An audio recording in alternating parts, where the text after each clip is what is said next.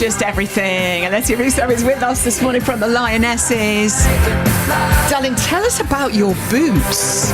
The winning boots there. These are the actual boots that did the back heel, yeah? Okay. Yeah. They are. Where have they gone? So I met yesterday with some of the Beefeaters at Tower of London, and they've put them in next to the crown jewels, which was just unbelievable. Nothing what I expected, and yeah, I mean, it's an honour for them to be in there. This is bonkers. I Your know, life it's has become unbelievable. bonkers. Yeah. So you've got a photograph of your boots. Yeah. Scored that goal next to the crown jewels. Yeah, crazy. I'm loving your life at the moment. It's something else.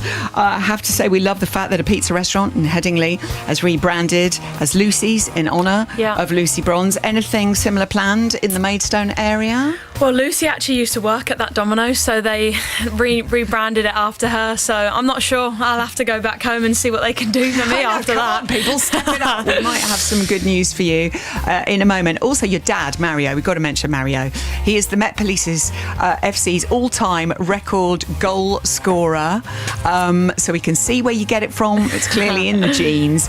He must be so proud of you. Yeah, I mean, he doesn't let me forget that stat there. But yeah, him and my mum and my brothers and my nan were at every single game supporting. They've always been amazing, and it's great that they're on this journey with me. And yeah, I owe it all to them. They started this journey off, and they used to drive me up and down the country to games, to training. So yeah, it's kind of like a little give back to all of them. Do you know what? It's lovely to mention, supportive families, because lots of mums and dads and aunts and uncles and grandmas and granddads do a lot of that. Taking the kids early, swimming, football, rowing, whatever that happens to be. It's quite a lot of sacrifice for family. Yeah, it really is. But look, that hard work can really, really pay off. Yeah. Pretty epic. So many messages. Let's try and get through some of them. So, can you please tell Alessia, we're so proud of everyone for bringing it home and promoting women's football, inspiring a generation of young girls and boys. I also hope it helps the next generation shed, bin, reject the strange theory that women's football isn't as important as men's. Well said, David in Newcastle there. My 14-year-old Ruby has been a goalkeeper with the girls' local team, the Durka Devils, for 4 years, has been so inspired by the Lionesses. She went to Leeds to see them play Austria 4 weeks ago. She's been glued to the telly for all other matches, and the family and Ruby were ecstatic after the big win. But Ruby went to bed apparently crying because she couldn't make the journey to Trafalgar Square to be at the Victory Parade the next day. Alessia, would you give her a shout, Ruby? Oh, thanks for all the support, Ruby. We love it. So I'm sure we'll see you again soon. Don't worry about Trafalgar Square. She's one to watch, Ruby is. Yeah. Thank you, Melanie, whose mum.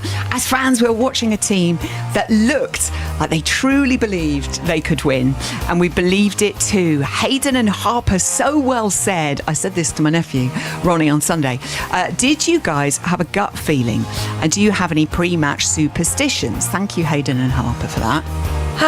I'm not sure it was a gut feeling, but I knew that we all believed in each other, like, through the start of the tournament. We had such a good team, besides everything else, everyone is unbelievable players. Like, the squad is so competitive, so I always believed that we could. But yeah, we went out and did do it, so there was a belief. And with superstitions, I used to be really superstitious when I was younger.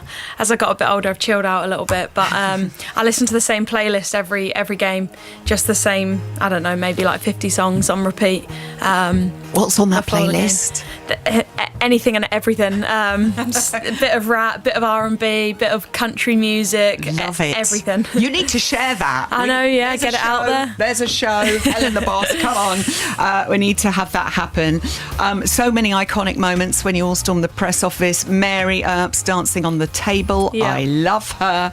And also another thing that's happened, one of the Sea Life Centres in Scarborough has named an octopus after Beth Mead. Oh, nice. We put it out to our listeners this morning. If anyone had an animal who needed naming. Yeah. And I do believe we have Sarah on the line. Good morning, Sarah. Hello. Hello. Oh, she's there. Thank goodness. Sarah, Alessia, say hello to each Hello. other. Here we go. Congratulations. Thank you. Yay. So, Sarah, I do believe you have a new animal who has no name. Do tell us about your animal. slight delay on the line. Oh my goodness me. Alessia, you can actually meet this wonderful beast that's owned by Sarah. Sarah, I do believe, is this an alpaca? It is. It's a 3-week-old alpaca that we haven't named yet. We had been doing a royal theme this year, but our last baby didn't actually get a name. So we thought it would be absolutely a brilliant idea, especially seeing it's a beautiful little girl, to name her. Oh my goodness me! Which is that? The little tiny one there that we can see? Which one is now called Alessia? It will be this little Put it on our one. social media feeds. We've got a slight line delay here. Is that little blondie there? Yes, there he is, running off. That Do is you so approve? cute. Speedy Yeah, me already. too. Fantastic. You get your boots next to the crown jewels. You've got Sarah's An lovely alpaca. alpaca named after you. What could possibly happen next? By the way, we loved Gabby Logan's message at the end of the coverage on Sunday, talking about the legacy of what you girls have done. And let's hope that people come down and see more of the football, the WSL. Okay, people get down Yeah. to games and continue supporting, Yeah. and that more girls get to play in schools. That's exactly what we want to. It's all part of it. It's the biggest message we want from this tournament is exactly that. You're absolute superstars, all of you. Will you please give our love to